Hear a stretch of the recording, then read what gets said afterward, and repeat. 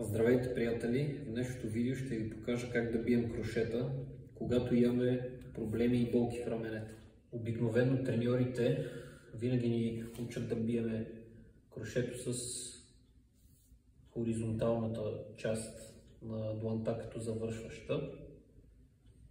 И обикновено повечето от нас при първите ни стъпки в бокса, когато удряме, усещаме доста напрежение в средната и предната част на рамото.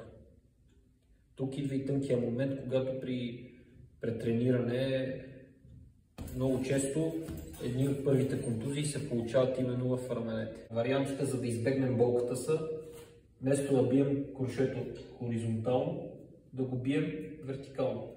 Така, освен че включваме мускулите на предмишницата и на задното рамо, до голям процент и елиминираме болката в раменете, тъй като тук не се ангажира толкова напрежение в средната част на раменете.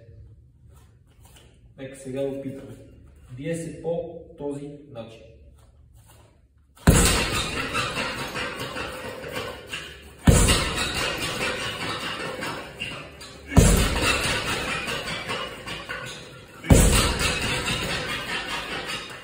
Друг съвет, който давам, е изключително важен.